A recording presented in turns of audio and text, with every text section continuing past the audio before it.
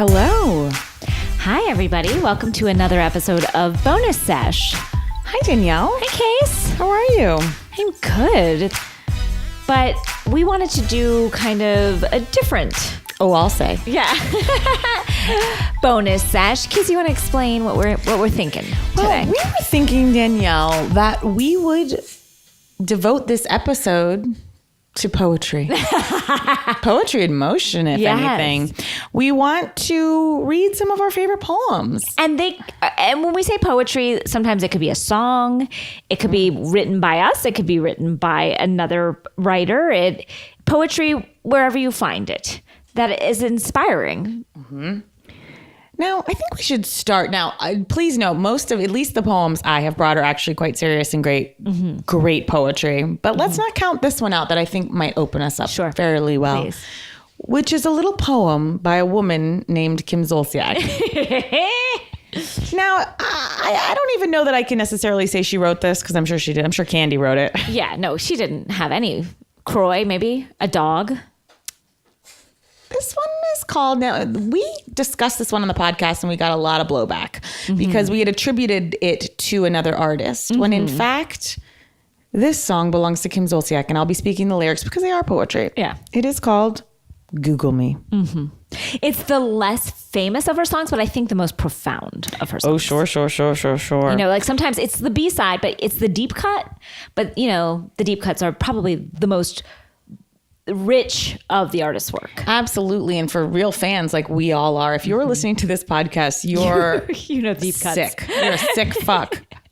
It's like when you have like Shakespeare's sonnets. You don't just know his plays, but you know his sonnets. Then that means, woo. Yeah, that means you're in deep.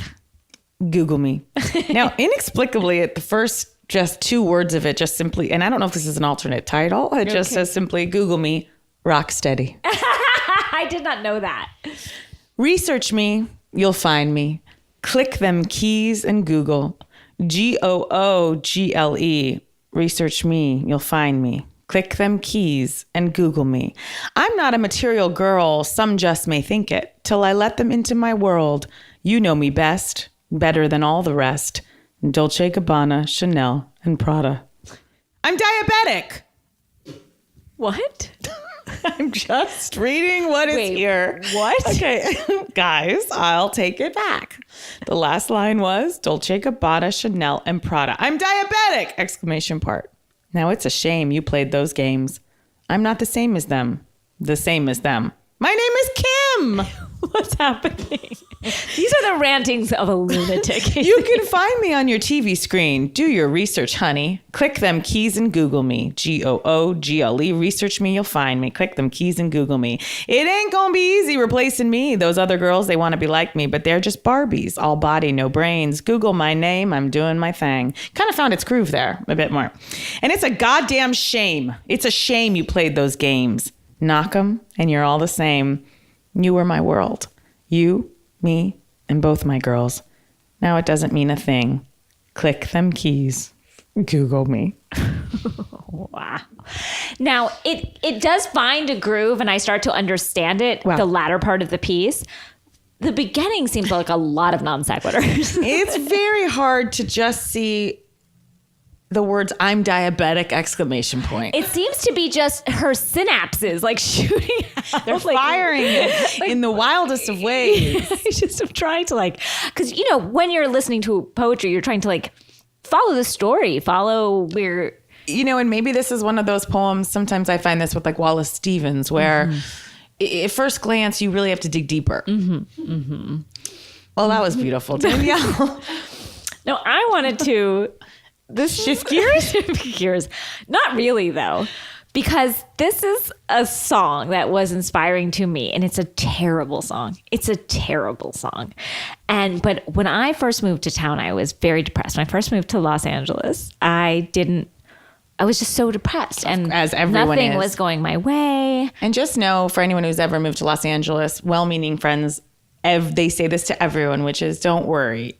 It'll get better in 3 years. Yeah. And it was They're you'll come to love it in 3 to 5 years. This was at year 2 where I heard this little ditty on the radio, and I decided that it was my theme song.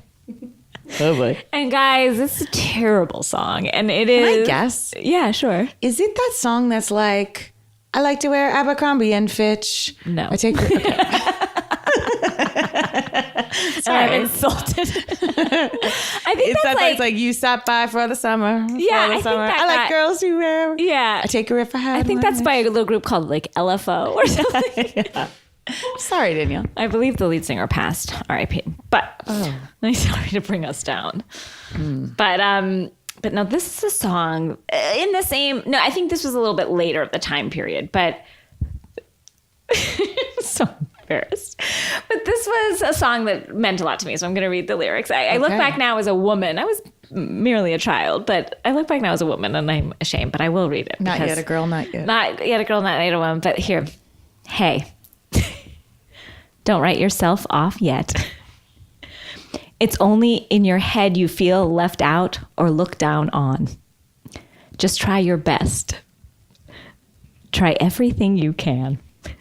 And don't you worry what they tell themselves when you're away. It just takes some time, little girl. You're in the middle of the ride. Everything will be just fine. Are you crying?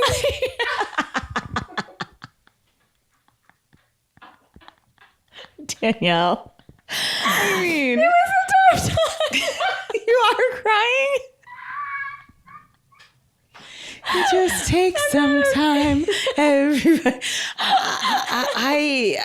Danielle is crying. Wow. Okay, so yeah, that was. Wow, that had an impact on you because I've never thought of that song as a dark song. Well, certainly never a poem.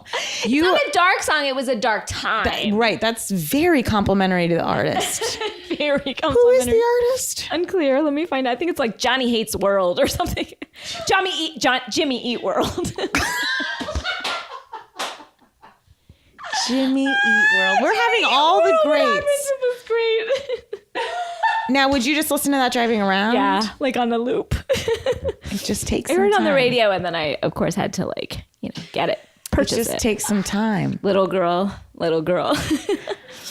So that, for some, was like a theme for me running through my car, my Honda Civic.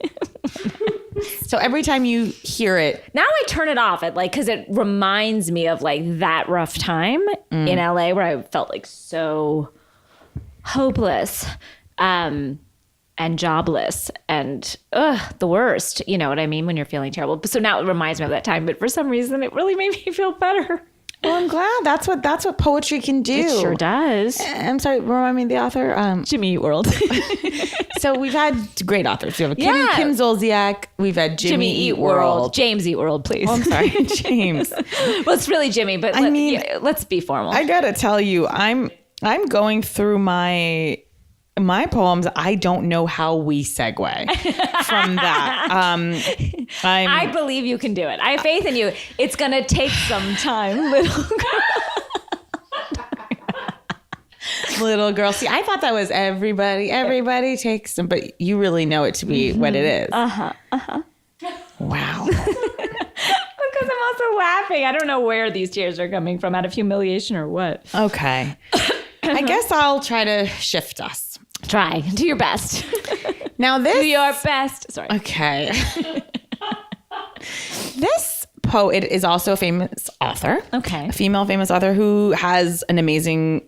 Her book was made into one of my favorite shows, which is Handmaid's Tale. Oh, yes. This is a poem by Margaret Atwood. Wow. Because this really she's- is a transition. I mean, I didn't know how to make it. I just. You did great. We need more time, but it just, again. Yeah. Okay. Sure. Honestly, if I was listening to this, I'd just turn down, I'd press pause and collect yourself before we get into this one. Okay. Because this is wildly different. This poem is called Variation on the Word Sleep. Oof. Google me. No.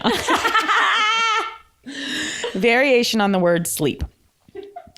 I would like to watch you sleeping, which may not happen. I would like to watch you sleeping. I would like to sleep with you, to enter your sleep as a smooth, dark wave slides over my head, and walk with you through that lucent, wavering forest of blue-green leaves with its watery sun and 3 moons toward the cave where you must descend towards your worst fear. I would like to give you the silver branch, the small white flower, the one word that will protect you from the grief at the center of your dream, from the grief at the center. I would like to follow you up the long stairway again and become the boat that would row you back, carefully, aflame in 2 cupped hands, to where your body lies beside me, and you enter it as easily as breathing in. I would like to be the air that inhabits you for a moment only. I would like to be that unnoticed and that necessary. So, 2 sides of the same coin. A bit different. A bit different. Okay. Yeah. I mean, she is. Wow. Her writing, I don't know much of her poetry. I know I've read a few of her books, and I am just her grasp of human emotion and the future, and Yes. what an amazing writer. Unbelievable. Like to call myself a writer like next to her is like something I can't do. You can. No, she's beyond the beyond. Do you think that poem has ever been read after what was just read before it in the history of time? I bet constantly. Those two are like At a poetry slam, you hear those things together. hear those back to back. Back to back all the time with Google Me opening the if show. anything, I'm sorry that we're repeating such trod upon territory. Yeah, I mean, both of these things For everyone. It's like these two, and then I took the path less traveled. Like Sure. those are the poems. Those are the ones. Now, here's something, Casey. You are a poet too. And I would like to hear, after those two, let's have another thing that... Okay. Casey, do you write any poetry now, or is this just your youth? This is just my youth. And Why did you stop? well, I think you'll see when you hear this one why I stopped. Okay. To say that my rhyme schemes were simplistic. And this was, I believe I was 15, 16. So I can't say this was young. I think I was 16. But I love that in your emotion, you took to the page. I had to. Now, this was, I've told everyone many times, I had a very tough breakup in high school. And it seems the source of most of my poetry comes from this. And this was written in 1996. So I was 16. Okay. And a dear boyfriend that I was obsessed with, as we all know, started dating a girl that was older than me. Now, the names will be changed, again, to protect the guilty. Okay. On a Friday in May, to my dismay, Kristen and Marshall were in the hallway. To the announcements I ran, tissues in hand, voice deadpan. After I had gone, Ben busted up and asked me to prom. 'Cause I was the bomb. Even though we'd never met, a friendship would emerge yet, one I would not forget. Over pizza, friendlies, and Taco Bell. What's happening? I told him his politics could go straight to hell. And in love we fell. The prom was a blast. With memories to last. Our time has moved so fast. Then out came the story of Marshall. Now, just going to interject here. So I had convinced myself I'd moved on with a man named Ben, but back to Marshall. Out came the story of Marshall, and believe me. Okay, now, it's hard because this next word rhymes with his real name, so I'll let you fill in the blanks. But out came the story of Marshall, and believe me, I was grieving. Most of all over his leaving. And it seemed you came at just the right time, and through it all you were so kind. With the nails you put me in a bind, but really, how could I mind? I don't know what that means. I guess what I want is this, to thank you for all the little bitches the little bitchy things I do. You stuck with me through and through. Though this poem does not do my feelings justice, you showed me what true trust is. Wow. Dang. Never mind what true lust is. Casey. So the curtain did open up after all, and you saw all my downfalls and found the girl behind the walls.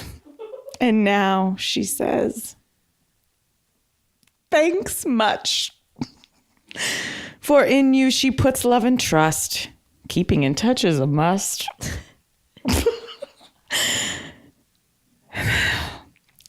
I'll sign off now and wish you luck. Sorry, we didn't get to fuck.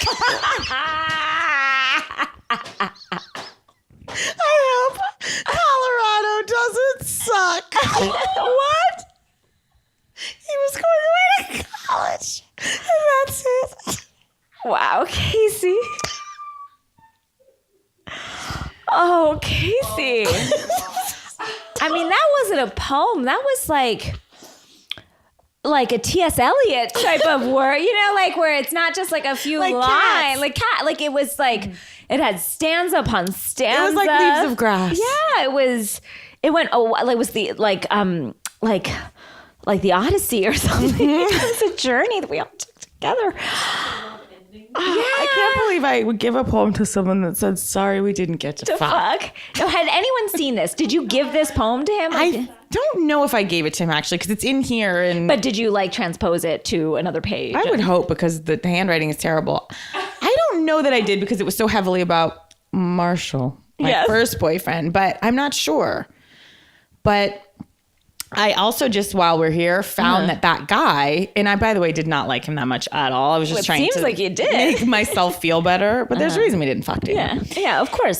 So this was my journal, and he writes on the back of it, if you guys can see. Yeah, I see. It would be wonderful if you called me! Exclamation point. I understand your little theory that 1 call from me equals 2 calls from you, but come on, girl. Wait, what? I never this called theory? him. I would basically always say, you call me twice for every time I call you once. He goes, come on, girl. Now I'm like, was he gay? He says, happy 16th birthday, Casey Rose. I hope that we can celebrate many, many more. I never saw him after this.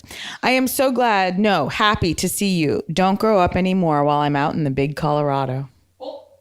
Don't grow up anymore. Ew. I don't like that. You're going to find out he's with some 20-year-old. And then right above it, I have written with a star circled Marshall's pager number. This is Marshall's pager. Pager. Yeah. I love with the what you like. I can't imagine at that age, even now, of saying to someone, "You call me twice for every one time I call you." Like that would never. I had a confidence that the light has dimmed over the years. No. I mean, God bless. I hope my daughter. I hope my daughter has that sort of confidence, because I was of the other side where I was like, I mean, please call at some point. I mean, guys, I don't know. I certainly had confidence as a poet. You sure did. You did. And it was a long, it was unexpected. It took winding roads. Sure. And then to end up at fuck was not sorry we didn't get to fuck. Was shocking to me. Yeah. But I Thank you, April. I was impressed by all of it. And then the Colorado, it was a journey that I'm impressed by. Now, Danielle, do you have another poem? Well, no, this one is something I wrote Lord. in middle school. I love that, because after this one, please everyone know I'll be reading from Maya Angelou. So I'm glad that she will be preceded by Danielle and me. Yeah, well, it feels like the right way. Now, this I wrote in middle school. As I've told you guys, I had a really hard time in middle school. And I've memorized this, so I don't have to read it off of something. You're kidding, Danielle. No, well, it's not complicated. I've known it for years. I was having I had a bully, and that had messed up my whole yearbook, and everyone knows all of this stuff. And so I was devastated by this. And so, of course, my work came out in poetry. And then I set it to music.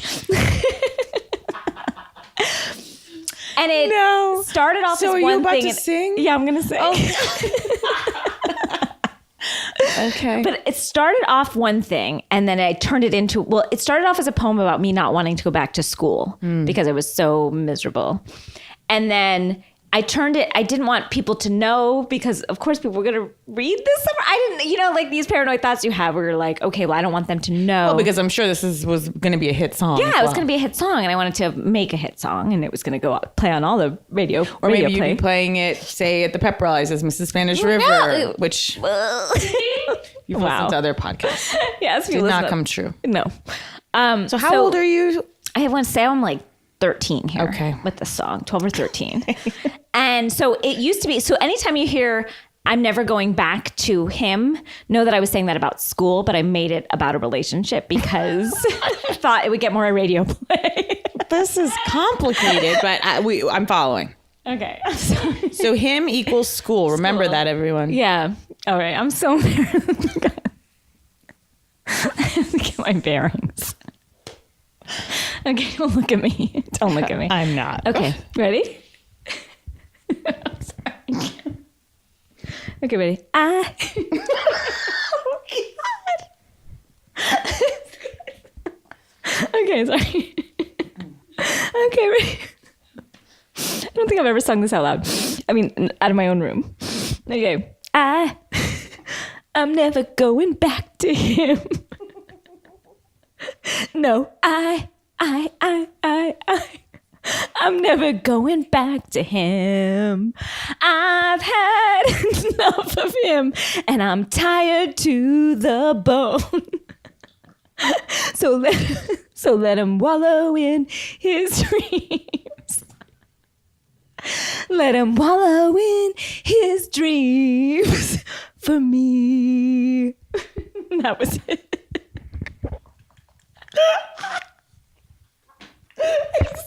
Oh my God. It's not long.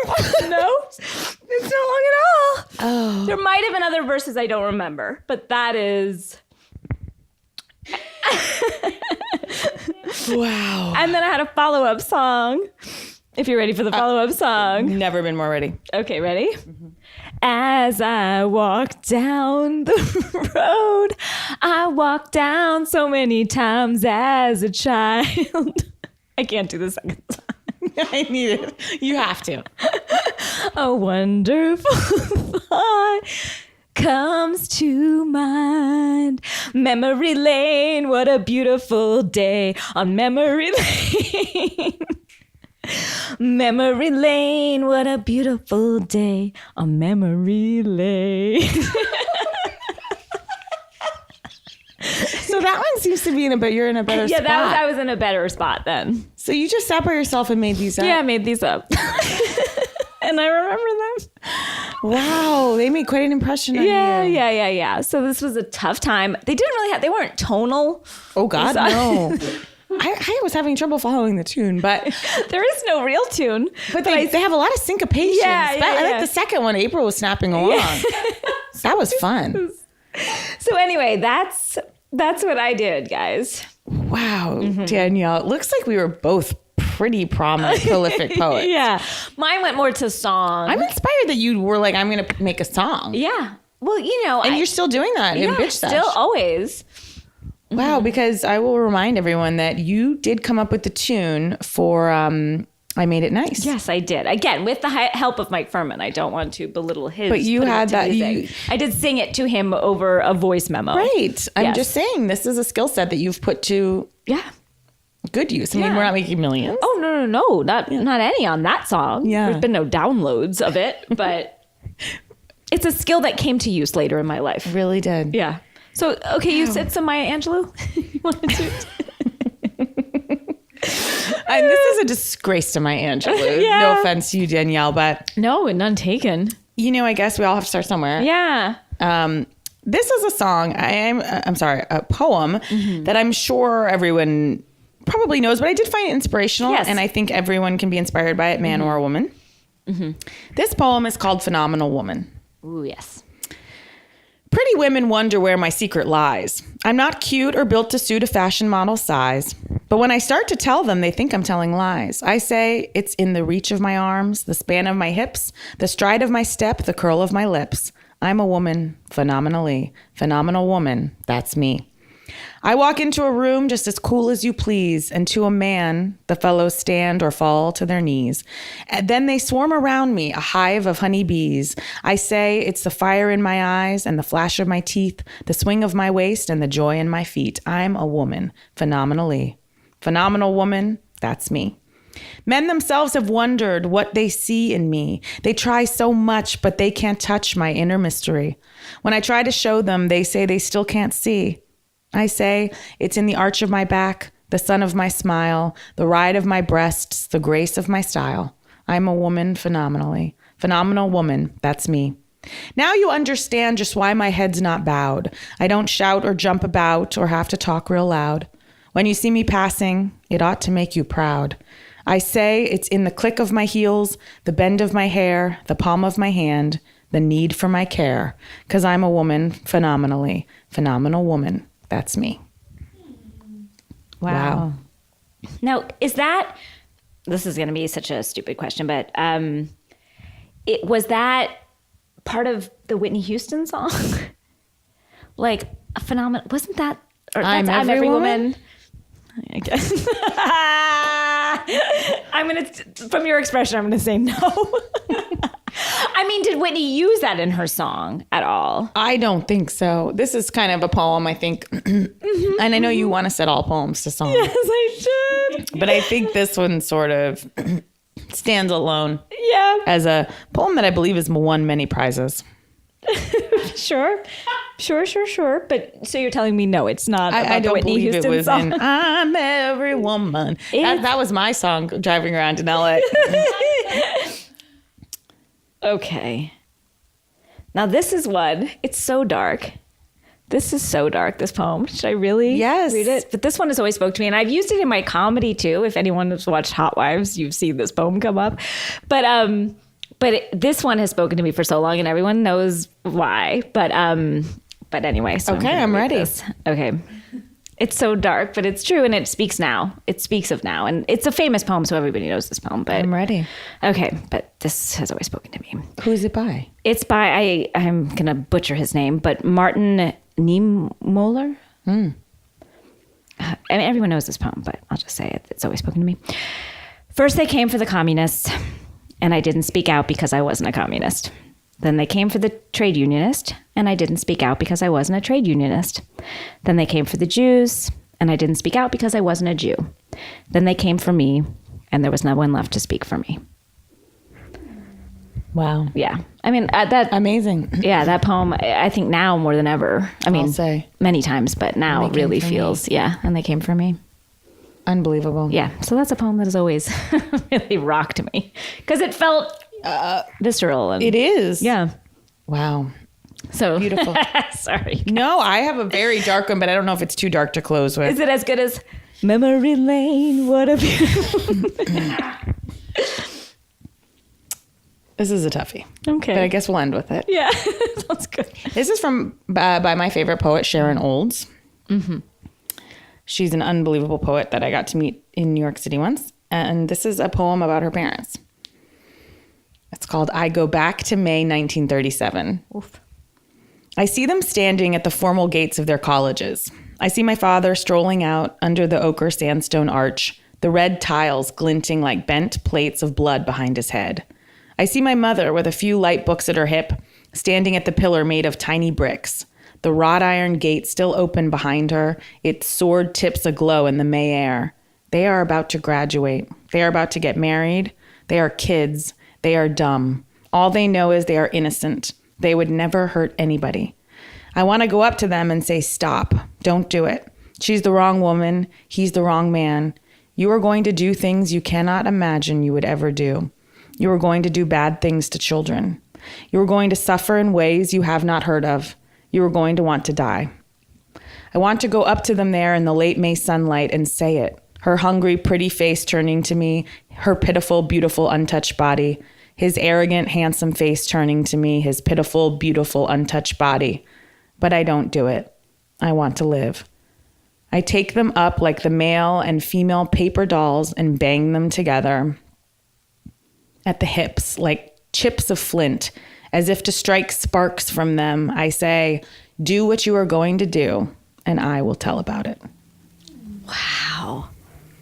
Wow. So beautiful and dark and wow. Teffy. I'd like to read more of her. She's wonderful. How did you meet her? At NYU, they had a poetry series at Stella Adler, and she came and read her poems. And she was the poet laureate of New York, and she's a famous poet. She has many books, but she does books. One book is just as being a mother, one is being a daughter, they're unbelievable. I feel like I know her name. Her name is familiar. She has much more famous ones, but that one's always spoken to me. Wow. Thank you, Danielle. This has been quite, we've really run the gamut. Yeah, we really have touched on many things. And it's up for you. It's up for you to decide. I have diabetes. It's up for you all to decide which was the best. Yeah, I think we all know. I think we can all. And I think it was a little bit something like, sorry, we didn't fuck. Hope Colorado doesn't suck. Bye, guys. Bye, y'all. Premium.